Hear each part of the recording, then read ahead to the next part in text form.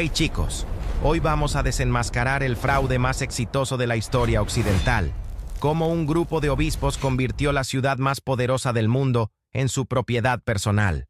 Olvídense de Ocean's 11, olvídense de cualquier película de atracos que hayan visto, porque lo que la Iglesia Católica le hizo a Roma hace que Danny Ocean parezca un carterista amateur. Dale like si quieres saber cómo se roba un imperio entero sin disparar una sola flecha. Y cuéntame en los comentarios, ¿cuál crees que fue la mentira más grande que te contaron en clase de historia? Porque te garantizo que esta está en el top 3. Ahora sí, prepárense para una historia que va a cambiar completamente su perspectiva sobre esos señores de túnicas blancas que saludan desde un balcón. Estamos en el año 476 después de Cristo. Roma, la ciudad que conquistó el mundo conocido, que construyó acueductos que todavía funcionan, que inventó el derecho moderno, acaba de caer. Pero aquí está el detalle que nadie te cuenta. Roma no desapareció. Los edificios seguían ahí, las calles seguían ahí, la gente seguía ahí.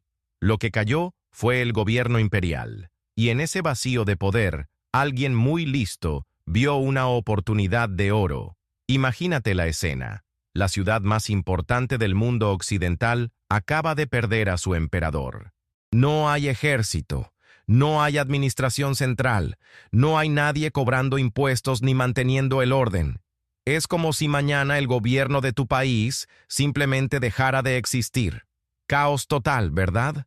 Pues en medio de ese caos hay un grupo de personas que sí tienen organización, que sí tienen estructura, que sí tienen edificios y autoridad moral, los obispos cristianos. Y el más astuto de todos se llamaba León I. Este tipo, que después la iglesia llamaría San León Magno, porque claro, cuando ganas te ponen apodos cool, entendió algo fundamental. Cuando el Estado desaparece, quien controla las almas controla todo lo demás. León ya había hecho su debut estelar unos años antes, en el 452, cuando Atila el Huno venía a saquear Roma. Cuenta la leyenda que León salió a negociar con Atila y, milagrosamente, el bárbaro se dio la vuelta y se fue. La versión oficial dice que fue un milagro divino. La versión que nadie te cuenta es que León probablemente le ofreció una cantidad obscena de oro y le recordó que Roma ya estaba vacía de riquezas, que la peste se estaba extendiendo por la ciudad y que había objetivos mucho más jugosos más al sur. Pero León vendió la historia como el poder de Dios detuvo al bárbaro. Y la gente se lo creyó, porque cuando tienes miedo, cuando el mundo se está desmoronando, necesitas creer en algo poderoso. León les dio ese algo. Aquí está el primer truco del manual. Si quieres robar un imperio, primero conviértete en su salvador. León estableció el precedente. Cuando el emperador no puede protegerte, el obispo lo hará. Cuando el Estado no funciona, la iglesia sí. ¿Necesitas pan? La iglesia tiene graneros. ¿Necesitas justicia?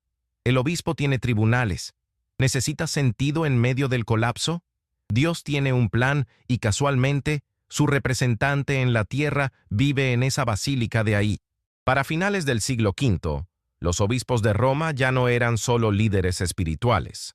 Eran administradores civiles, jueces, diplomáticos y, lo más importante, terratenientes.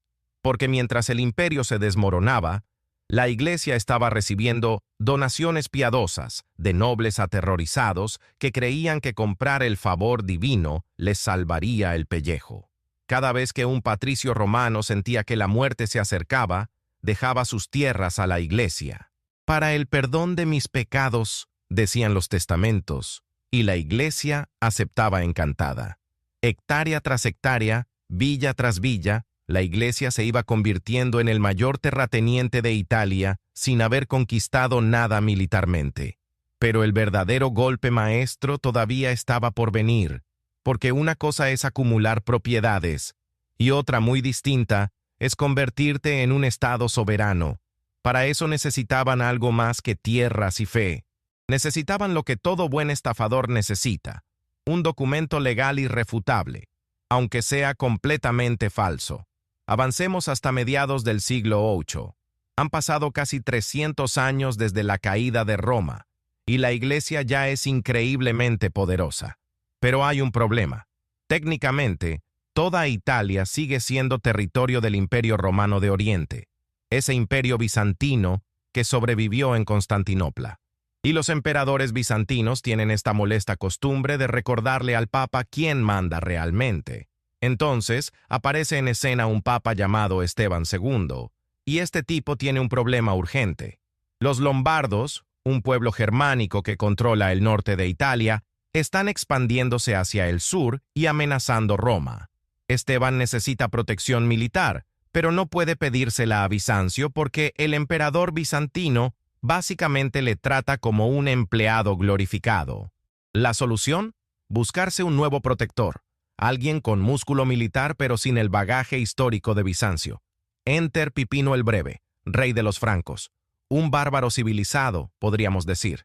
Tiene ejércitos, tiene ambición, pero le falta una cosa crucial: legitimidad. Verán, Pipino llegó al trono de los francos tras un golpe de estado. Derrocó a la dinastía merovingia, y todos saben que su poder viene de la punta de la espada, no de la sangre real. Necesita que alguien con autoridad moral divina le diga al mundo: sí, este tipo tiene derecho a ser rey. ¿Ven hacia dónde va esto? Es el trato perfecto. Pipino necesita legitimidad religiosa. Esteban necesita un ejército. Así que en el año 754, el Papa viaja hasta Francia, algo sin precedentes, y personalmente unge a Pipino como rey por la gracia de Dios. No por conquista, no por herencia, sino porque Dios, a través de su representante el Papa, dice que es rey.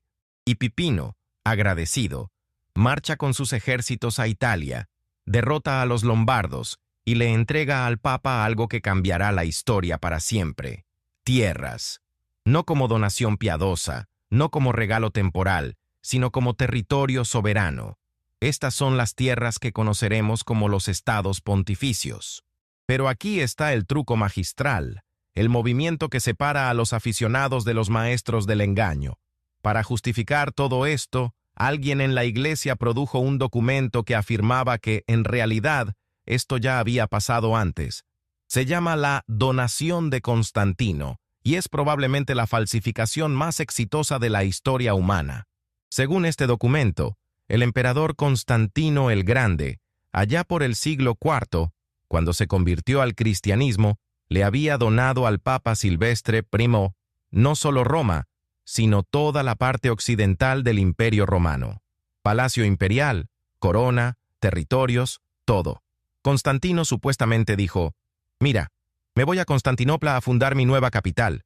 Roma y Occidente son tuyos, Santo Padre». Es una mentira tan descarada que cualquiera con 2 dedos de frente podría desmontarla.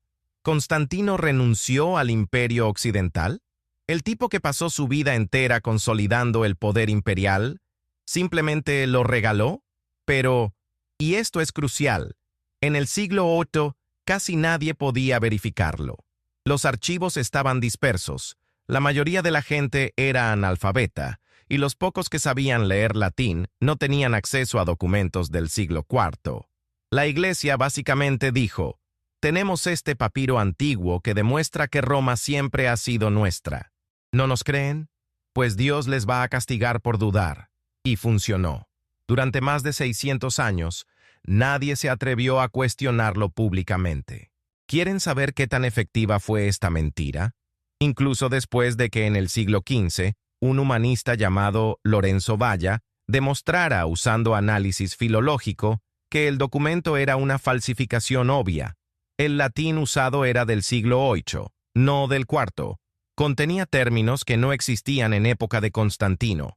La estructura legal era completamente anacrónica. Incluso después de eso, la Iglesia siguió citándolo durante siglos, porque para entonces ya no importaba si era falso. El poder ya estaba establecido. Las fronteras ya estaban trazadas. Los ejércitos ya defendían el territorio papal. La mentira había creado una realidad nueva, y desmentirla no iba a cambiar esa realidad. Y Pipino, bendecido por el Papa, legitimado divinamente, inauguró una dinastía que culminaría con su hijo, Carlomagno. Pero esa es otra capa del pastel que vamos a explorar. 25 de diciembre del año 800, Basílica de San Pedro, Roma. Carlos, rey de los francos, hijo de Pipino, está arrodillado en misa de Navidad. Es el hombre más poderoso de Europa Occidental. Ha conquistado prácticamente todo desde los Pirineos hasta Polonia. Ha sometido a sajones, lombardos, ávaros. Es, en términos prácticos, un emperador, pero no tiene el título. Y en el mundo medieval, los títulos lo son todo. De repente, el Papa León III se acerca por detrás, y este detalle es importante, porque Carlos después afirmará que no sabía lo que venía, y le coloca una corona en la cabeza mientras declara: a Carlos Augusto, coronado por Dios, grande y pacífico emperador de los romanos, vida y victoria. La multitud enloquece. Gritos de «¡Emperador!» retumban en la basílica. Y Carlos, según cuenta la historia, se levanta sorprendido, incluso molesto. Su biógrafo, Eginardo, dice que Carlos declaró que si hubiera sabido las intenciones del Papa, nunca habría entrado a la iglesia ese día, ni siquiera siendo Navidad. ¿Y saben qué? Probablemente es cierto, pero no por humildad, sino porque Carlos entendió inmediatamente el problema.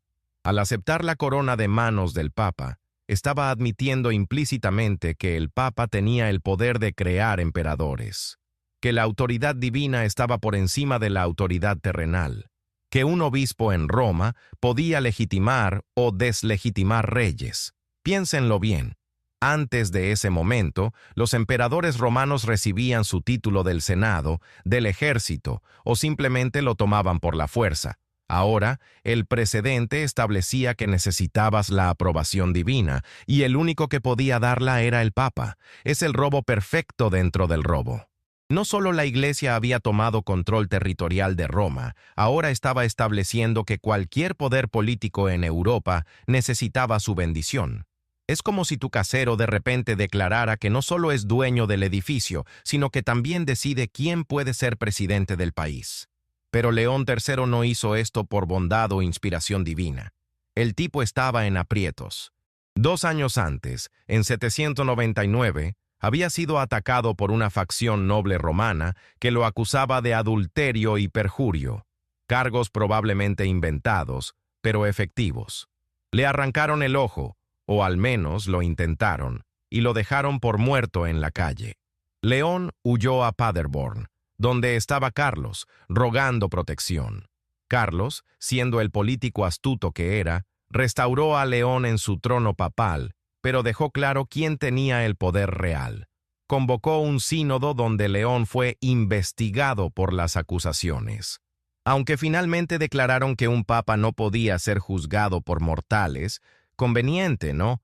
Todos sabían que León le debía el pellejo a Carlos.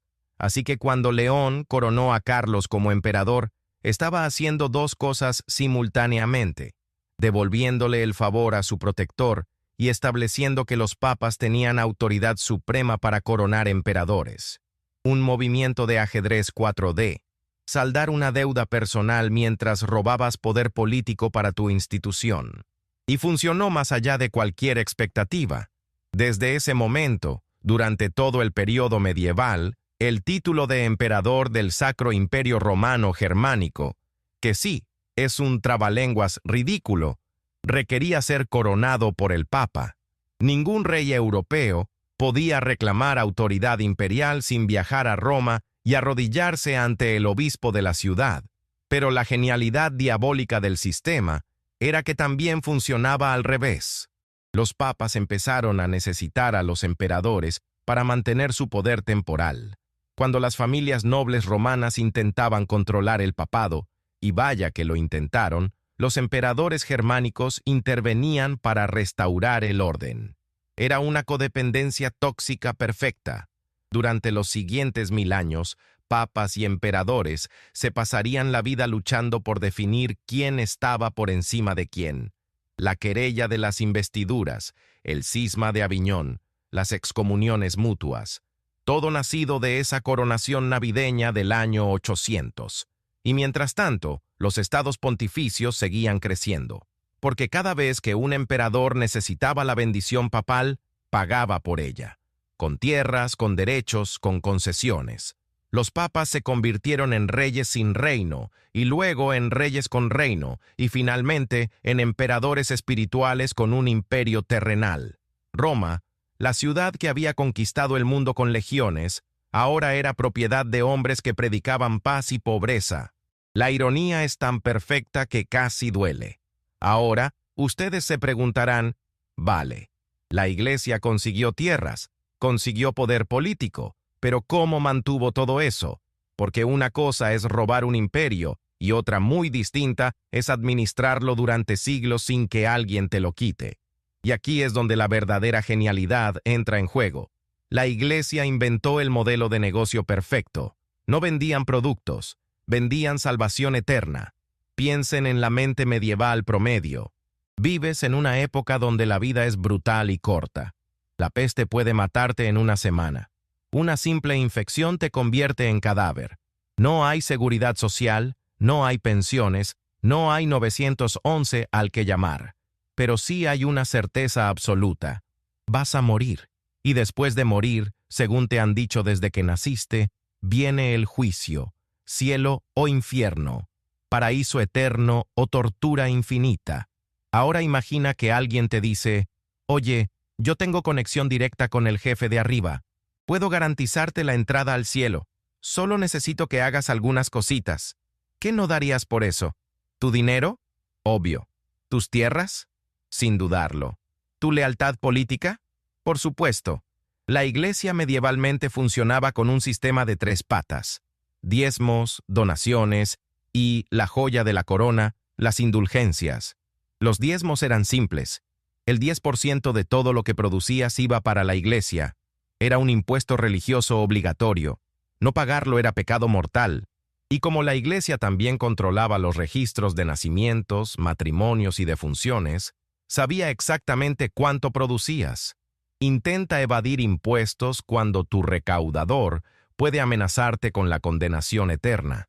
Las donaciones eran el siguiente nivel. Nobles ricos, comerciantes exitosos, cualquiera con bienes que perder, hacía donaciones piadosas para asegurar su lugar en el cielo. Construían capillas, dotaban monasterios, regalaban tierras. Y la Iglesia, generosa como era, les prometía oraciones perpetuas por sus almas. Básicamente, un servicio de suscripción para el más allá. Pero las indulgencias, las indulgencias eran arte puro. La idea era simple. Si pecas, debes penitencia. Pero ¿qué tal si estás muy ocupado para hacer penitencia? ¿Qué tal si eres un mercader que necesita viajar o un noble en guerra? No hay problema. La Iglesia puede conceder una indulgencia. Pagas dinero y tus pecados se perdonan. Es como comprar créditos de carbono, pero para tu alma. Y la escala era increíble. Había indulgencias parciales que te quitaban años de purgatorio, había indulgencias plenarias que te limpiaban completamente, había indulgencias para ti, para tus familiares muertos, incluso para pecados futuros que todavía no cometías. En el siglo XV, un monje dominico llamado Johann Tetzel se hizo famoso por su eslogan de ventas. Tan pronto la moneda en el cofre resuena, el alma del purgatorio salta y se libera. Era un vendedor de autos usados, pero en túnica, y su producto era la salvación eterna. Y la gente hacía fila para comprar. ¿Saben cuánto dinero generaba esto? En 1517, el Papa León X estaba recaudando fondos para reconstruir la Basílica de San Pedro. Necesitaba millones. Así que lanzó una venta masiva de indulgencias por toda Europa. Los vendedores iban de pueblo en pueblo con sus arcas, prometiendo perdón divino a cambio de monedas. Fue este exceso obsceno lo que finalmente hizo explotar todo.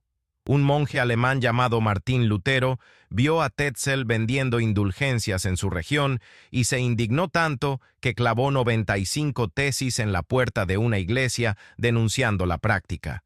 Y así, sin quererlo, inició la Reforma Protestante. Pero ese es otro video. El punto es, para el siglo XVI, los estados pontificios no eran solo un territorio. Eran una máquina de hacer dinero alimentada por el miedo a la muerte y la esperanza de salvación. Los papas vivían como reyes renacentistas porque literalmente eran reyes renacentistas, solo que con una excusa divina mucho mejor. Y Roma, que había sido el centro del poder militar del mundo antiguo, ahora era el centro del poder espiritual y económico del mundo cristiano. La transformación estaba completa. El robo había sido perfecto. Ustedes pensarían que hombres con tanto poder espiritual vivirían, no sé, espiritualmente, que mostrarían al menos un esfuerzo por practicar lo que predican. Ja, ja, ja. No.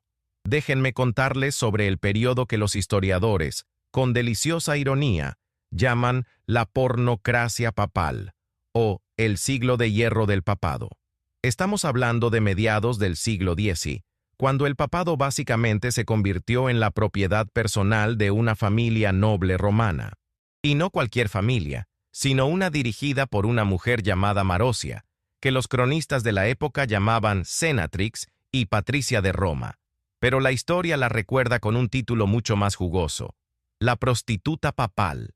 Marosia era hija de Teofilacto, un cónsul romano, y su esposa Teodora. Y estas dos mujeres, madre e hija, controlaron el papado durante décadas, instalando a sus amantes, hijos y aliados en el trono de San Pedro. No es conspiración, está documentado. El Papa Sergio III, que reinó del 904 al 911, era amante de Marosia. Ella tenía 15 años cuando comenzó la relación. De esa relación nació un hijo. ¿Y adivinen quién se convirtió en papa años después? Exacto, Juan XI, el hijo bastardo del Papa Sergio III y Marosia, un papa que literalmente nació del pecado del papa anterior. Pero esperen, que se pone mejor. Marosia se casó 3 veces. Su primer esposo fue Alberico I de Spoleto, con quien tuvo a Alberico II, que eventualmente gobernaría Roma como príncipe. Su segundo marido fue Guido de Toscana, y su tercer marido, prepárense para esto, fue su propio medio hermano, Hugo de Italia, rey de Italia. Cuando Marosia intentó coronar a Hugo como emperador, su hijo Alberico II organizó una revuelta, encarceló a su madre y tomó control de Roma. Durante los siguientes 20 años, Alberico fue el verdadero poder detrás del trono papal. Los papas que él instalaba eran básicamente empleados suyos. Y como si esto no fuera suficiente telenovela, antes de morir, Alberico hizo que los nobles romanos juraran que elegirían a su hijo, Octaviano, como el siguiente papa. Tenía 18 años cuando fue elegido. Se llamó a sí mismo Juan XII y fue probablemente el papa más depravado de la historia. Las crónicas de la época lo acusan de prácticamente todo: adulterio con la concubina de su padre, incesto con su sobrina, convertir el palacio de Letrán en un burdel, castrar y asesinar a un cardenal que lo molestó, brindar por el diablo, invocar a dioses paganos durante partidas de dados, ordenar a un niño de 10 años como obispo. Un sínodo convocado para juzgarlo registró que convirtió el palacio sagrado en una casa de prostitución y que las mujeres honradas temen visitar las basílicas de los santos apóstoles por temor a la violencia de Juan. Murió a los 27 años.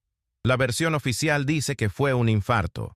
La versión no oficial, que aparece en múltiples crónicas, es que fue asesinado por el esposo de una mujer con la que estaba en la cama. Literalmente murió en adulterio flagrante. Y no era el único. El Papa Benedicto IX, que gobernó en el siglo XI, vendió el papado, literalmente. Se cansó del trabajo y le vendió el título a su padrino por 1000 libras de oro. Luego cambió de opinión y lo quiso de vuelta.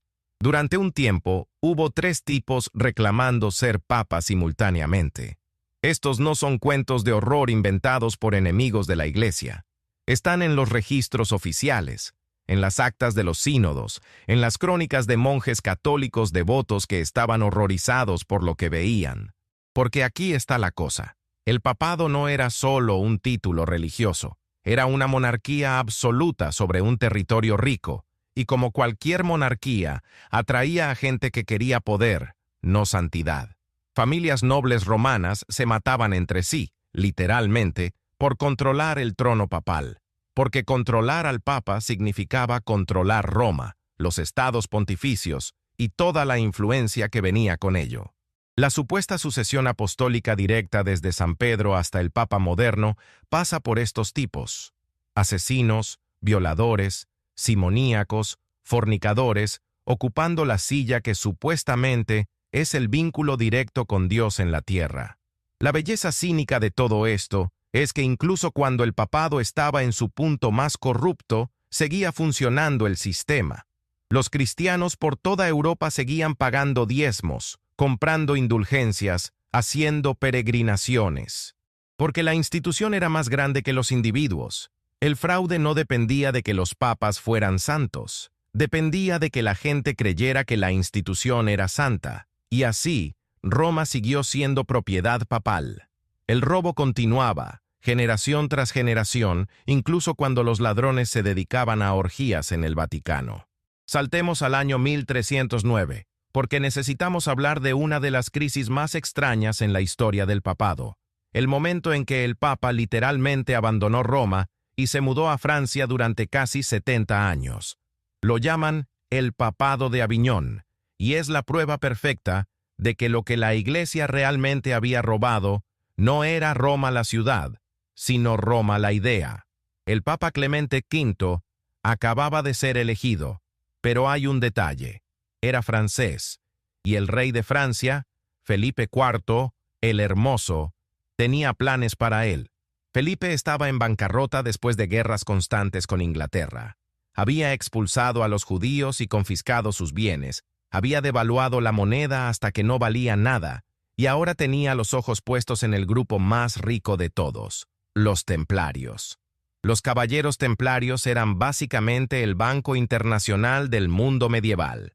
Habían acumulado fortunas durante las cruzadas, tenían fortalezas por toda Europa y le debían lealtad solo al Papa. Felipe los quería destruir y quedarse con su dinero, pero necesitaba que el Papa autorizara la movida. Así que le hizo una oferta a Clemente que no podía rechazar. Quédate en Francia, donde estás seguro, bajo mi protección. O vuelve a Roma, donde las familias nobles se están matando entre sí por el control del papado y probablemente termines envenenado en una semana. Clemente eligió la opción segura. Se instaló en Aviñón, técnicamente territorio papal, pero justo en la frontera con Francia, completamente bajo la influencia del rey francés. Y ahí empezó algo fascinante, un papado portátil. Porque resulta que no necesitas estar en Roma para ser papa. Sí, era escandaloso. Sí, los italianos estaban furiosos. El poeta Petrarca llamó a Aviñón la Babilonia del Occidente y la sentina de todos los vicios. Pero funcionaba. Las indulgencias se seguían vendiendo. Las bulas papales se seguían emitiendo. Los obispos de todo el mundo seguían viajando a besar el anillo, solo que ahora lo hacían en Francia. Y Clemente cumplió su parte del trato. En 1312, bajo presión de Felipe, disolvió oficialmente la Orden del Temple. Los templarios fueron arrestados, torturados, forzados a confesar herejías inventadas y quemados en la hoguera. Felipe confiscó sus riquezas. El gran maestre, Jacques de Molay, fue quemado vivo en París. Cuenta la leyenda que antes de morir maldijo a Felipe y a Clemente, diciéndoles que lo seguirían a la tumba dentro de un año. Felipe murió en noviembre de 1314, Clemente en abril del mismo año. Coincidencia, probablemente. Pero qué coincidencia tan conveniente. Durante los siguientes 67 años, 7 papas gobernaron desde Aviñón. Y aquí está lo irónico. Lejos de Roma, el papado se volvió más rico y más poderoso administrativamente que nunca. Construyeron un palacio papal en Aviñón que era una fortaleza-palacio más grande y lujosa que cualquier cosa que hubiera en Roma. Sistematizaron la burocracia papal, crearon el sistema de nuncios apostólicos, refinaron la recaudación de impuestos eclesiásticos. Básicamente, descubrieron que Roma era opcional. Lo que no era opcional era la autoridad papal, el sistema que habían construido durante siglos para extraer riqueza de la cristiandad. Pero esto no podía durar. Los estados pontificios en Italia estaban cayendo en caos sin un papa presente. Las ciudades se declaraban independientes, los señores locales tomaban control, los ingresos colapsaban. Y había otro problema. Tener al papa claramente bajo el control del rey de Francia destruía la ilusión de autoridad universal. Si el papa era un títere francés, ¿por qué los alemanes, ingleses o españoles deberían obedecerlo?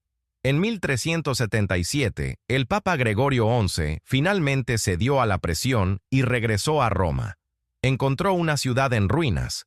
El palacio de Letrán había sido destruido por un incendio. Las basílicas estaban deterioradas. La población se había reducido a quizás 20.000 personas, cuando en su apogeo antiguo había sido de más de 1 millón. Gregorio murió al año siguiente. Y aquí empieza el desastre. El cónclave, bajo presión de las turbas romanas que gritaban «Romano lo volemo», queremos un romano, eligió a un italiano, Urbano VI, pero Urbano resultó ser un psicópata autoritario que inmediatamente comenzó a insultar y amenazar a los cardenales franceses.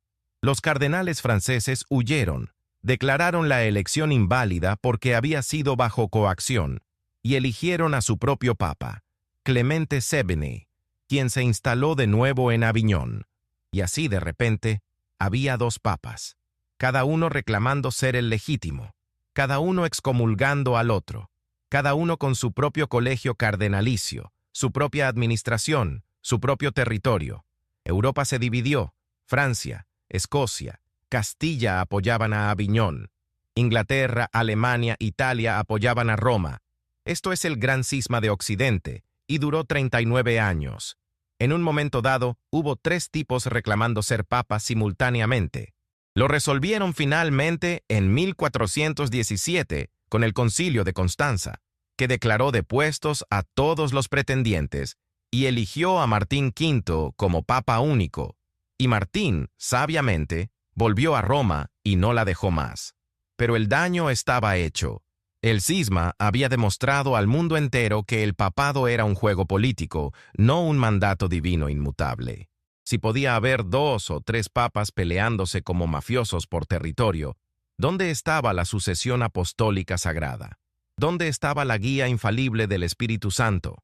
La respuesta, para cualquiera con ojos para ver, era obvia. Nunca había estado ahí. Lo que había era un sistema de poder brillantemente construido, tan efectivo que podía sobrevivir incluso cuando se partía en pedazos. Y Roma, la ciudad que supuestamente era el centro indispensable de la cristiandad, había demostrado ser prescindible durante casi 70 años. Lo único indispensable era la institución misma, esa máquina perfecta para convertir fe en oro y oro en poder. Ahora llegamos al Renacimiento, y aquí es donde el papado deja de pretender. Los papas del siglo XV y XVI básicamente dijeron, ¿saben qué? Somos monarcas absolutos de un estado rico. ¿Por qué no vivir como tales? Y vaya que lo hicieron. Empecemos con la familia que representa todo lo que está mal con el papado renacentista, los Borgia. Rodrigo Borgia compró el papado en 1492 mediante sobornos descarados a los cardenales electores. No es especulación, está documentado. Prometió castillos, títulos, dinero en efectivo, y cuando fue elegido, tomó el nombre de Alejandro VI. Alejandro tenía al menos 7 hijos reconocidos de varias amantes. Su favorito era César Borgia, a quien nombró cardenal con 18 años, aunque César no tenía ningún interés en la religión y prefería matar gente. Y su hija, Lucrecia Borgia, fue casada y divorciada 3 veces según las conveniencias políticas de su padre, con rumores constantes de incesto tanto con Alejandro como con César. César Borgia, con los ejércitos papales y el dinero de la Iglesia, intentó conquistar toda Italia central para crear un reino personal. Maquiavelo lo conoció personalmente y lo usó como modelo para El Príncipe, el tipo que literalmente inspiró el manual sobre política amoral y despiadada era el hijo del Papa. Alejandro organizaba orgías en el Vaticano. Una crónica describe el Ballet de las Castañas de 1501, donde 50 prostitutas fueron invitadas al palacio papal para desnudarse y gatear recogiendo castañas del suelo mientras los invitados apostaban sobre quién podía tener sexo con más mujeres. Cuando Alejandro murió en 1503, posiblemente envenenado por su propio hijo, nunca lo sabremos. Los estados pontificios estaban en bancarrota a pesar de los ingresos masivos, porque todo el dinero se había gastado en guerras, palacios y orgías. Pero los Borgia son casi amateur comparados con la familia Medici. Los Medici eran banqueros florentinos que lograron meter a dos de sus hijos en el papado, León X y Clemente VII. León X, elegido en 1513, dijo famosamente: «Ya que Dios nos ha dado el papado, disfrutémoslo». Y vaya que lo disfrutó. Gastaba 8.000 ducados al mes solo en su mesa personal, cuando el ingreso anual del Papa era alrededor de 200.000 ducados. Hacía fiestas legendarias, patrocinaba a artistas, llenó el Vaticano de lujo. ¿De dónde sacaba el dinero? De vender más indulgencias, más puestos eclesiásticos, más dispensas. Había un precio para todo. ¿Quieres ser cardenal pero eres demasiado joven? 10.000 ducados. ¿Necesitas que tu matrimonio sea anulado? Depende de tu título, pero empezamos en 10.000. ¿Quieres perdón por asesinar a alguien? 500 ducados por noble, menos por campesinos. Y cuando necesitó recaudar millones para terminar la Basílica de San Pedro, ese monumento gigante al ego papal, lanzó la campaña de indulgencias que desató a Lutero y partió la cristiandad en dos. Pero incluso después de la Reforma Protestante, incluso después de perder media Europa, los papas seguían viviendo como príncipes renacentistas. Julio II, el papa guerrero, personalmente lideraba ejércitos en batalla, con armadura. Pablo III tuvo 4 hijos ilegítimos antes de ser ordenado y hizo cardenales a sus nietos adolescentes. Y mientras tanto, seguían expandiendo Roma artísticamente. Miguel Ángel pintó la Capilla Sixtina, Rafael decoró las estancias, Bernini construyó la columnata de San Pedro. Toda esa belleza abrumadora que turistas de todo el mundo admiran hoy fue pagada con el dinero del sistema de indulgencias, con los diezmos de campesinos hambrientos, con la venta de puestos eclesiásticos. Es el robo más hermoso de la historia. Robaron un imperio y luego decoraron el botín con el mejor arte jamás creado, para que 1000 años después la gente mirara esos techos dorados y esas esculturas perfectas y pensara qué maravillosa era la iglesia. Y los estados pontificios seguían ahí, todavía independientes, todavía soberanos, todavía generando riqueza, porque habían sobrevivido a invasiones bárbaras, guerras civiles, cismas, reformas protestantes. El sistema era demasiado perfecto para morir. Avancemos rápido hasta finales del siglo XVIII, porque después de 1000 años de dominio, finalmente alguien le iba a decir al Papa: «Se acabó el juego». Napoleón Bonaparte no tenía paciencia para tonterías medievales. Era un hijo de la Ilustración y la Revolución Francesa, y cuando sus ejércitos conquistaron Italia en 1796, vio a los estados pontificios exactamente por lo que eran: un anacronismo medieval sostenido por superstición. El Papa Pío VI intentó negociar. Ofreció dinero, obras de arte, lo que fuera. Napoleón tomó todo lo que ofreció, y además exigió que el Papa renunciara a su poder temporal. Cuando Pío se negó, las tropas francesas entraron en Roma, proclamaron la República Romana y arrestaron al Papa. Pío VI murió en el exilio en Francia en 1799, como un prisionero. Tenía 81 años y había sido obligado a viajar a través de los Alpes en invierno. Los revolucionarios franceses pensaron que ese era el fin del papado. El último papa acaba de morir, celebraron. Pero subestimaron la resiliencia de la institución. Los cardenales se reunieron en Venecia bajo protección austriaca y eligieron a Pío VII. Y este nuevo papa era más astuto políticamente que su predecesor. Cuando Napoleón se coronó a sí mismo como emperador de Francia en 1804, invitó a Pío VII a la ceremonia. El Papa viajó a París pensando que iba a coronar al emperador, como en los viejos tiempos de Carlomagno. Pero en el momento crucial, Napoleón tomó la corona de las manos del Papa y se la colocó él mismo en la cabeza. Era una humillación deliberada. Napoleón estaba diciendo: Tu poder de legitimar emperadores es una reliquia del pasado. Yo me legitimo a mí mismo. Y tenía razón.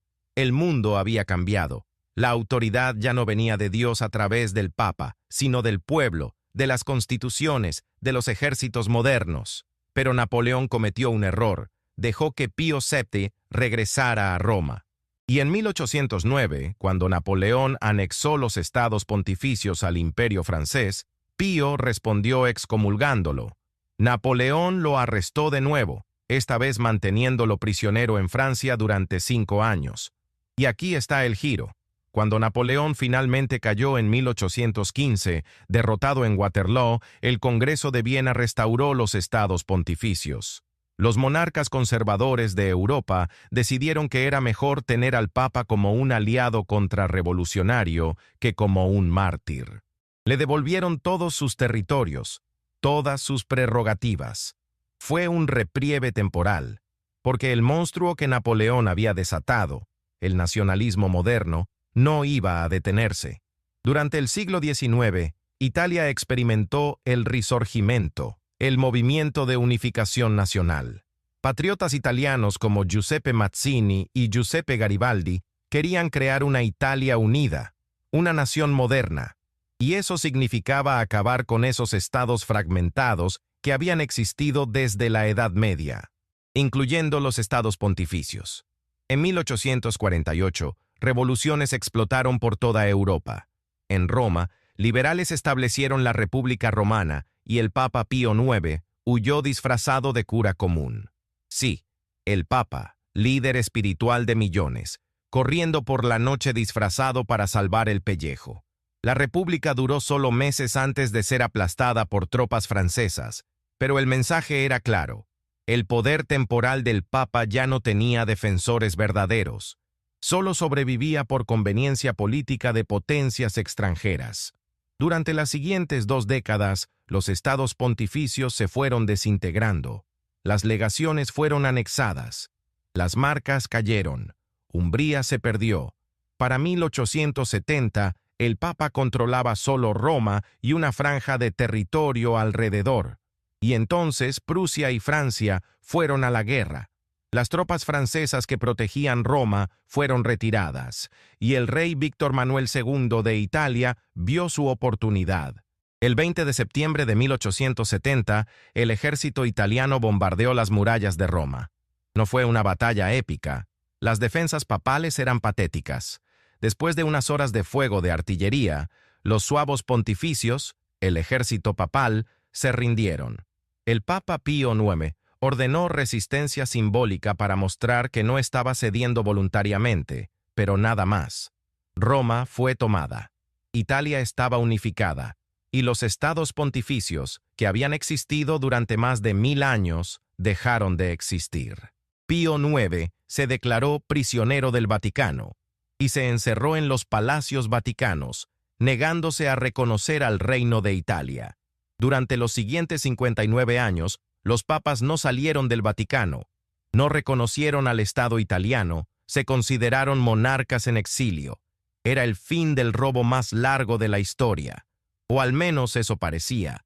Ahora viene la parte que casi nadie conoce, la que demuestra que estos tipos nunca dejan de jugar el juego largo. Porque sí, perdieron los estados pontificios, perdieron las tierras, pero ¿realmente perdieron?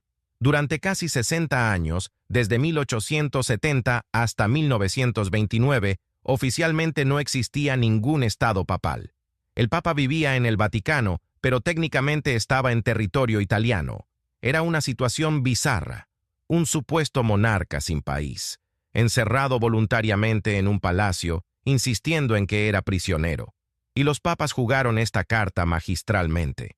Se presentaban como mártires, como víctimas de la modernidad secular. Cada vez que el gobierno italiano intentaba negociar, el Papa se negaba, exigiendo la restauración completa de los estados pontificios. Sabían que era imposible, pero mantener la postura de víctimas les daba una ventaja moral. Mientras tanto, la Iglesia seguía funcionando perfectamente sin estado territorial. Las diócesis de todo el mundo enviaban dinero a Roma. Los católicos seguían obedeciendo al Papa en asuntos espirituales. Las órdenes religiosas seguían operando globalmente. Resulta que, después de todo, no necesitaban un reino terrenal para ser ricos y poderosos, pero querían el reconocimiento. Querían ser un Estado oficialmente, porque los Estados tienen privilegios que las instituciones religiosas no tienen: inmunidad diplomática, tratados internacionales, representación en organismos globales. Enter Benito Mussolini. El Duce tenía un problema en los años 20. Había tomado el poder en Italia, pero necesitaba legitimidad, y la mayoría de Italia era católica. Tener al Papa como enemigo declarado no era políticamente conveniente, así que Mussolini hizo lo que ningún líder italiano había hecho desde 1870, ofreció negociar seriamente, y el Papa Pío XI, viendo la oportunidad, aceptó. El resultado fueron los Pactos de Letrán de 1929. Y aquí está la genialidad. Mussolini le dio al Papa algo que ningún Papa había tenido antes: un Estado minúsculo pero perfectamente diseñado para sus necesidades. La Ciudad del Vaticano es ridículamente pequeña, 44 hectáreas, el país más pequeño del mundo, menos que muchos campus universitarios, pero es suficiente. Contiene la Basílica de San Pedro, el Palacio Papal, los museos, los jardines, todo lo que necesitan. Y a cambio de renunciar a cualquier reclamación sobre los antiguos estados pontificios, el Papa recibió algo mucho más valioso: reconocimiento internacional como jefe de Estado soberano, 750 millones de liras en efectivo, una fortuna absoluta en 1929, y bonos del gobierno italiano por valor de 1.000 millones de liras adicionales. Déjenme traducir eso. Italia le pagó al Papa por las tierras que había tomado 60 años antes. Le pagó con dinero e inversiones que hicieron a la Iglesia Católica uno de los inversores más grandes del mundo. El Vaticano usó ese dinero para crear el Istituto per le Opere di Religione, conocido como el Banco del Vaticano. Y este banco operaba, y opera, bajo leyes vaticanas, no italianas. Opacidad total. Secreto absoluto. Ninguna agencia externa puede auditarlo. Durante décadas, el Banco del Vaticano fue sospechoso de lavado de dinero, evasión fiscal y conexiones con el crimen organizado. El escándalo de 1982 involucró al banquero de Dios, Roberto Calvi, encontrado colgado bajo el puente Blackfriars en Londres en circunstancias nunca esclarecidas, con ladrillos en los bolsillos. Las investigaciones vincularon al Banco del Vaticano con la pérdida de 1.000 millones de dólares y con la mafia siciliana. Pero aquí está el truco. Como el Vaticano es un Estado soberano, puede invocar inmunidad diplomática. Las autoridades italianas no pueden simplemente entrar y arrestar a alguien. Los tratados internacionales complican cualquier investigación. ¿Ven lo que hicieron? Redujeron su territorio a casi nada, pero mantuvieron todos los privilegios de un Estado sin ninguna de las responsabilidades. No tienen que proporcionar servicios a ciudadanos. No tienen economía real que mantener. No tienen que rendir cuentas a nadie. Y mantuvieron lo más importante: la Catedral de San Pedro, el símbolo, porque el poder del Vaticano nunca fue realmente sobre las hectáreas de tierra. Fue siempre sobre los símbolos, sobre la autoridad percibida, sobre 1.000 millones de católicos en el mundo que ven esa cúpula y creen que ahí reside la conexión con lo divino. Los estados pontificios eran vastos, pero difíciles de defender y administrar. La Ciudad del Vaticano es minúscula pero perfectamente inexpugnable, legal y simbólicamente. Perdieron el imperio y ganaron algo mejor: inmunidad legal, riqueza concentrada y todos los privilegios de un Estado sin ninguna de las vulnerabilidades. Es el truco final perfecto. El robo más largo de la historia terminó con los ladrones, reduciendo voluntariamente el botín a su esencia más pura y valiosa. Entonces, ¿qué tenemos hoy? 44 hectáreas en el centro de Roma. ¿Eso es todo lo que queda del robo más audaz de la historia? Para nada. Porque ahora viene la parte donde nos damos cuenta de que estos tipos jugaban ajedrez dimensional mientras todos veíamos damas. La Ciudad del Vaticano tiene menos de 1.000 habitantes permanentes. Tiene 0 recursos naturales, no produce nada, importa todo. Por cualquier métrica económica o política estándar, es irrelevante. Y sin embargo, el Papa tiene audiencias con presidentes y primeros ministros. El Vaticano tiene relaciones diplomáticas con 183 países. Tiene estatus de observador permanente en las Naciones Unidas. Cuando el Papa habla, 1.000 millones de católicos escuchan. Cuando el Papa viaja, países enteros se paralizan para recibirlo. ¿Cómo? Porque lo que el Vaticano realmente controla no es territorio físico. Es una red global de poder que haría que cualquier corporación multinacional muera de envidia. Hablemos de números reales. La Iglesia Católica tiene aproximadamente 1.3 mil millones de adherentes.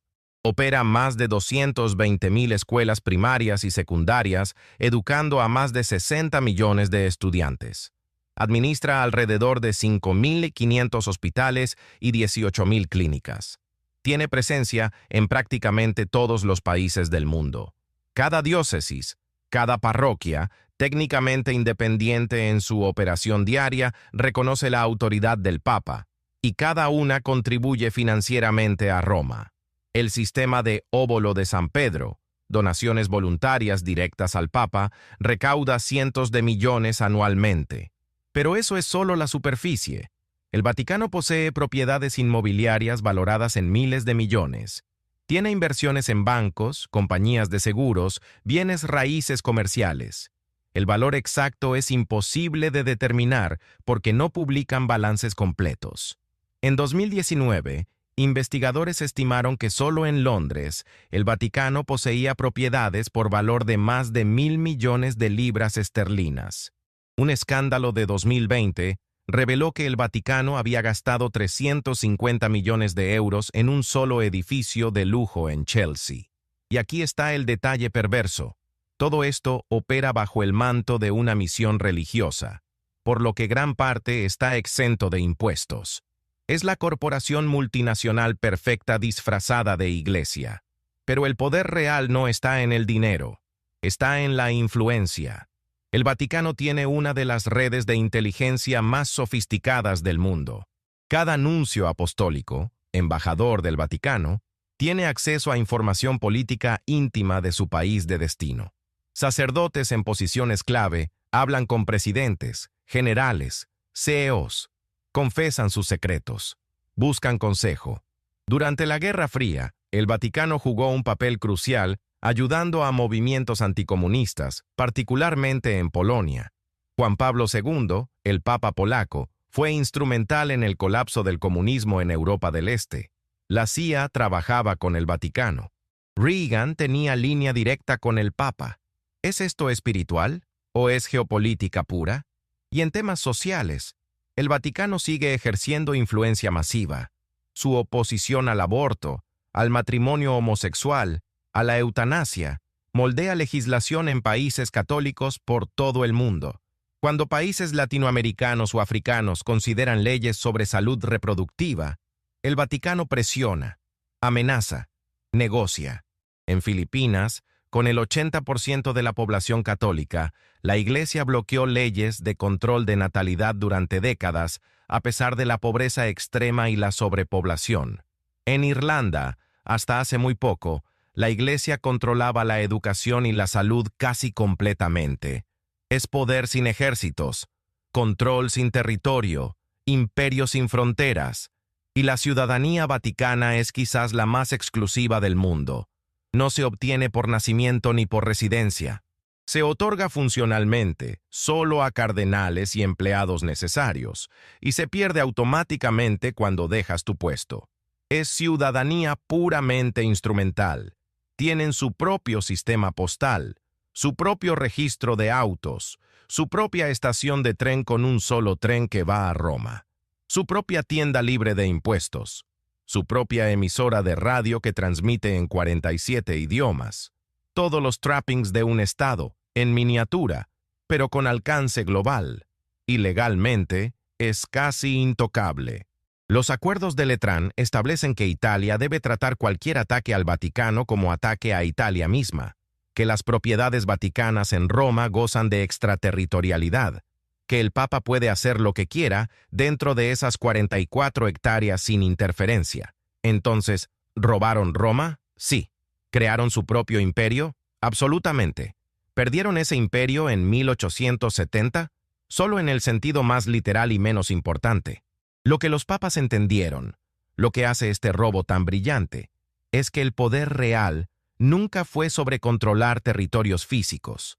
Fue siempre sobre controlar narrativas, sobre controlar símbolos, sobre hacer que 1.000 millones de personas crean que esas 44 hectáreas son sagradas, que ese hombre en túnica blanca habla por Dios, que esa institución de casi 2000 años tiene autoridad moral suprema.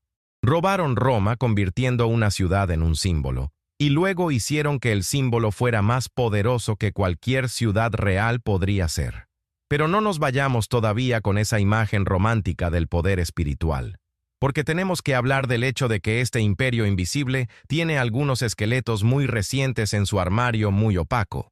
Y cuando digo esqueletos, me refiero a cadáveres literales y criminales contemporáneos. Empecemos con algo que todos conocen, pero que merece estar aquí: los abusos sexuales del clero. No es un tema cómodo, pero es absolutamente relevante para entender cómo funciona el Imperio Vaticano moderno. Durante décadas, la Iglesia Católica sistemáticamente encubrió miles de casos de abuso sexual infantil cometidos por sacerdotes. No fue negligencia, fue política institucional. Cuando un sacerdote era acusado, la jerarquía lo transfería a otra parroquia en lugar de entregarlo a la justicia. Los archivos diocesanos están llenos de estas transferencias con notas codificadas sobre problemas de comportamiento. ¿Por qué hicieron esto? Porque proteger la reputación de la institución era más importante que proteger a los niños. Porque admitir culpabilidad significaba demandas millonarias. Porque la Iglesia se ve a sí misma como por encima de la ley civil. Solo en Estados Unidos, la Iglesia Católica ha pagado más de $4.000 millones en acuerdos legales por casos de abuso. 1.000 millones. Y eso es solo lo que se ha pagado públicamente. ¿Cuánto se ha pagado en acuerdos confidenciales? Nadie lo sabe. Y el Vaticano, durante todo este tiempo, invocaba inmunidad soberana. Cuando víctimas intentaban demandar al Papa personalmente, argumentaba que como jefe de Estado tenía inmunidad diplomática. Cuando investigadores pedían acceso a archivos vaticanos sobre sacerdotes abusadores, el Vaticano se negaba citando secreto pontificio. Es el mismo juego que han jugado durante 1000 años. Usar los privilegios de Estado para evitar rendir cuentas. Pero los abusos son solo una parte. Hablemos de dinero sucio, literalmente. En 2010, Italia estaba investigando violaciones de leyes antilavado de dinero. Congelaron 23 millones de euros en cuentas del Banco del Vaticano. La investigación revelaba que el banco estaba moviendo dinero sin la documentación requerida, sin declarar las fuentes, sin seguir ninguna normativa internacional. El director del banco en ese momento era un laico llamado Ettore Gotti Tedeschi, que después fue despedido por el Vaticano por no cumplir ciertas funciones primarias. Traducción: sabía demasiado y estaba cooperando demasiado con investigadores. En 2013, un monseñor llamado Nunzio Scarano fue arrestado por intentar introducir ilegalmente 20 millones de euros desde Suiza usando un jet privado. Scarano trabajaba en APSA, la Administración del Patrimonio de la Sede Apostólica, básicamente el departamento financiero del Vaticano. Lo llamaban Monseñor 500, porque siempre llevaba fajos de billetes de 500 euros. En 2018, la policía italiana allanó propiedades vaticanas en Roma y encontró evidencia de fiestas con drogas y sexo organizadas por un sacerdote de alto rango. La propiedad tenía extraterritorialidad, así que legalmente era territorio vaticano, pero las actividades eran completamente ilegales bajo ley italiana. Y luego está el escándalo más reciente y quizás más revelador. En 2020 se descubrió que el Vaticano había invertido más de 200 millones de euros del óbolo de San Pedro, donaciones de católicos pobres de todo el mundo para obras de caridad, en un edificio de apartamentos de lujo en Londres. El trato estaba lleno de intermediarios sospechosos, comisiones obscenas y pérdidas masivas. La investigación interna reveló que cardenales y obispos de alto rango estaban involucrados. El Papa Francisco intervino personalmente, cambió leyes vaticanas y permitió investigaciones sin precedentes. Varios funcionarios fueron arrestados, incluyendo un cardenal. Es la primera vez en la historia moderna que un cardenal enfrenta cargos criminales en el Vaticano. Algunos lo ven como reforma. Otros lo ven como el Papa limpiando casa para proteger la institución de un escándalo mayor. Porque aquí está la cosa. Estos escándalos que conocemos son solo los que se filtraron. El Vaticano no tiene prensa libre, no tiene transparencia obligatoria, no publica presupuestos detallados. Las cuentas del Banco del Vaticano son secretas bajo ley canónica. Es un estado donde una persona, el Papa, tiene poder absoluto sobre legislación, ejecución y judicatura. No hay checks and balances. No hay oposición política. No hay elecciones democráticas. Es una monarquía absoluta teocrática operando en el siglo XXI, y este sistema es protegido por tratados internacionales. Cuando el Vaticano firmó finalmente acuerdos para cumplir con estándares internacionales antilavado de dinero en 2011, fue bajo presión masiva. Pero incluso entonces, los acuerdos tienen lagunas enormes y la supervisión es mínima. La pregunta que nadie hace en voz alta es: ¿cuánto dinero ha pasado por el Banco del Vaticano desde 1929? ¿Cuánto de ese dinero venía de regímenes fascistas, de dictadores, del crimen organizado? ¿Cuánto se usó para comprar propiedades bajo nombres ocultos, para financiar operaciones políticas encubiertas, para sobornar funcionarios? No lo sabemos, y probablemente nunca lo sabremos, porque el Vaticano ha perfeccionado durante casi 1000 años el arte de la opacidad, de hacer negocios en las sombras mientras mantiene una fachada de santidad bajo luz brillante. Los papas modernos hablan de transparencia y reforma. Francisco ha hecho más que sus predecesores. Pero el sistema fundamental permanece: un microestado con privilegios de Estado soberano, con riquezas masivas de origen cuestionable, con redes globales de influencia, todo operando bajo el manto protector de misión religiosa. Es el robo original todavía dando dividendos. Roma fue solo el comienzo. Entonces, después de todo esto, después de 1500 años de historia retorcida, volvamos a la pregunta original: ¿cómo robó el Vaticano a Roma y creó su propio imperio? La respuesta no es una, son varias capas de brillantez criminal. Primero, timing perfecto. Entraron cuando el Estado romano colapsó. No tuvieron que pelear contra un imperio fuerte. Se metieron en el vacío de poder y se presentaron como la solución. Es la regla número 1 de cualquier buen golpe. Atacas cuando el blanco está más vulnerable. Segundo, la falsificación más exitosa de la historia. La donación de Constantino les dio justificación legal retroactiva. Inventaron un documento que decía que ya eran dueños de Roma desde hace siglos. Y cuando finalmente fue expuesta como fraude, ya era irrelevante porque el poder estaba consolidado. Eso es pensamiento a largo plazo. Tercero, vendieron el producto perfecto. No vendían algo tangible que pudieras evaluar. Vendían salvación eterna. No puedes probar que no funciona hasta después de muerto, y para entonces es tarde para pedir reembolso. Es el modelo de negocio sin competencia ni accountability. Cuarto, diversificaron el poder. No dependían solo de ejércitos, solo de tierras o solo de dinero. Tenían autoridad moral, influencia espiritual, control educativo, propiedad territorial, alianzas políticas. Cuando perdían una fuente de poder, tenían 5 más de respaldo. Quinto, jugaron el juego largo. Mientras reyes y emperadores pensaban en sus reinados, los papas pensaban en siglos. Mientras políticos respondían a crisis inmediatas, la Iglesia construía sistemas institucionales que sobrevivirían generaciones. Paciencia estratégica. Sexto, se adaptaron sin admitir que se adaptaban. Cuando el mundo cambió, cambiaron con él, pero siempre presentaron cada adaptación como retorno a valores eternos, nunca como pragmatismo político. Mantuvieron la narrativa de continuidad divina, mientras hacían pivotes radicales. Eso es branding de nivel experto. Séptimo, convirtieron debilidad en fortaleza. Cuando perdieron los estados pontificios, se declararon víctimas. Cuando fueron reducidos a 44 hectáreas, lo convirtieron en el estado más exclusivo y protegido del mundo. Tomaron cada derrota y la reenmarcaron como prueba de persecución divina. Judo político perfecto. Y octavo, el más importante, entendieron que el verdadero poder no es físico, es psicológico.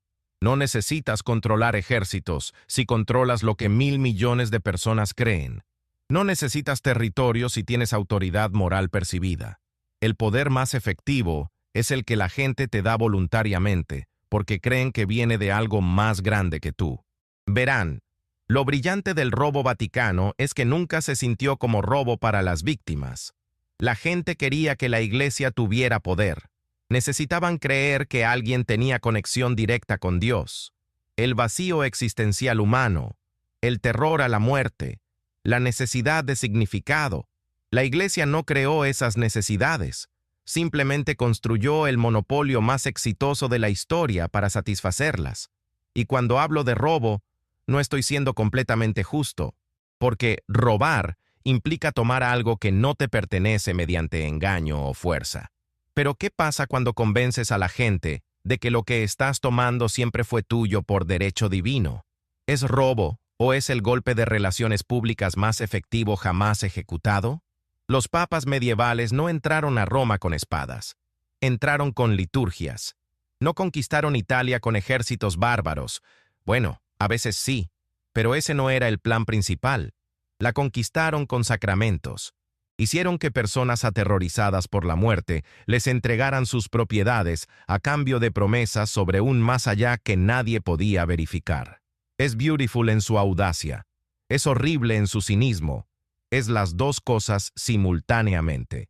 Y aquí estamos, en 2025, y el sistema todavía funciona. Sí, ha perdido influencia. Sí, los escándalos han dañado su reputación. Sí, Europa Occidental es cada vez más secular. Pero el Vaticano sigue ahí, todavía soberano, todavía rico, todavía influyente en política global, todavía venerado por 1.000 millones de personas. La Basílica de San Pedro sigue siendo uno de los lugares más visitados del mundo. Millones de turistas al año pagan por ver los tesoros adquiridos durante siglos. Admiran el arte pagado con indulgencias, toman fotos en la plaza diseñada para intimidar y asombrar, y muchos se van pensando, ¡qué maravillosa institución espiritual! El robo más largo de la historia terminó siendo normalizado, romantizado, convertido en patrimonio de la humanidad. ¿Las lecciones? Hay varias, dependiendo de tu perspectiva moral. Si eres cínico, la mejor forma de robar es hacerlo tan abiertamente, durante tanto tiempo, que se convierta en tradición. Si puedes mantener el fraude por 1000 años, deja de ser fraude y se convierte en institución respetable. Si eres pragmático, las instituciones que sobreviven son las que se adaptan mientras pretenden que nunca cambian. Flexibilidad operativa con rigidez narrativa. Es la combinación perfecta. Si eres idealista, incluso las instituciones nacidas del oportunismo político más crudo pueden, con suficiente tiempo, hacer algunas cosas genuinamente buenas. Sí, la Iglesia Católica ha hecho cosas horribles. También ha operado hospitales, orfanatos, escuelas, refugios. Las instituciones humanas son complicadas, y si eres realista, el poder siempre busca justificarse a sí mismo. Siempre encuentra narrativas que lo legitiman. La religión es solo una de esas narrativas. Podría haber sido nacionalismo, podría haber sido ideología, podría haber sido sangre real. La forma cambia, la sustancia permanece. Algunos toman, otros entregan, y el sistema se perpetúa. Roma no fue robada en un día. Fue tomada pieza por pieza, decreto por decreto, donación por donación, mentira por mentira, durante siglos. Y nadie detuvo el proceso porque cada paso individual parecía razonable, necesario, incluso piadoso. Un obispo ayuda cuando el emperador no puede. Tiene sentido. Un papa negocia con bárbaros para salvar la ciudad. Es heroico. La iglesia recibe donaciones de fieles que quieren asegurar su salvación. Es voluntario. Un documento antiguo prueba que Roma siempre fue papal. ¿Quién va a discutir con un papiro del siglo IV, aunque sea falso del siglo VIII? Un rey necesita legitimación divina y el papa la proporciona a cambio de tierras. Es un trato justo. Y así, paso a paso, incrementalmente, sin un solo momento donde pudieras decir aquí, justo aquí es donde cruzaron la línea, la iglesia se convirtió en dueña de la ciudad más importante del mundo occidental. Es el robo perfecto porque nunca se sintió como robo. Se sintió como evolución natural, como destino manifiesto, como voluntad de Dios. Y esa es quizás la lección final y más importante. Las mejores estafas no son las que la gente descubre y acepta, son las que la gente nunca reconoce como estafas en primer lugar. El Vaticano no robó Roma. Roma se entregó voluntariamente, una generación tras otra, creyendo que estaba haciendo lo correcto, lo piadoso, lo necesario. Y si alguna vez te preguntas cómo es posible que instituciones corruptas se mantengan en poder durante siglos, cómo es posible que sistemas claramente injustos persistan, cómo es posible que la gente apoye estructuras que los explotan, piensa en Roma. Piensa en cómo una ciudad de millones, que había conquistado el mundo, terminó siendo propiedad de un grupo de obispos que predicaban pobreza mientras acumulaban riquezas. Piensa en cómo ese sistema duró 1500 años. Y piensa en todas las instituciones modernas que operan con el mismo manual. Porque la historia del Vaticano no es solo historia antigua, es el blueprint. Es el manual de instrucciones para cómo convertir fe en poder, poder en territorio y territorio en perpetuidad. Y mientras estés distraído mirando la belleza de la Capilla Sixtina, admirando la arquitectura de Bernini, maravillándote con las esculturas de Miguel Ángel, ellos seguirán haciendo exactamente lo que han hecho durante 1500 años. Mantener el show, mantener el misterio, mantener el poder. Porque resulta que no necesitas un imperio visible cuando has construido uno invisible tan efectivo que la mayoría ni siquiera se da cuenta de que existe. Y ahí lo tienen, chicos. La historia completa de cómo el Vaticano robó Roma y creó el imperio más longevo de la historia occidental. Un imperio que sobrevivió a la caída de Roma, a las invasiones bárbaras, a las cruzadas, al Renacimiento, a la Reforma, a la Ilustración, a Napoleón, a la unificación italiana, a 2 guerras mundiales y a la era moderna. ¿Es impresionante? Absolutamente. ¿Es aterrador? También. ¿Es relevante para hoy? Más de lo que crees. Si este video te voló la cabeza, dale like y dímelo en los comentarios. Y si tienes alguna otra institución histórica que quieres que desmenuce con el mismo nivel de detalle brutal, déjame saber. Porque la historia oficial es aburrida, pero la historia real, esa con toda la sangre, el sexo, las mentiras y el dinero, esa nunca decepciona. Nos vemos en el próximo video. Y recuerda, la próxima vez que veas al Papa saludando desde ese balcón, piensa en todo lo que tuvieron que hacer para que ese balcón fuera suyo. Chao.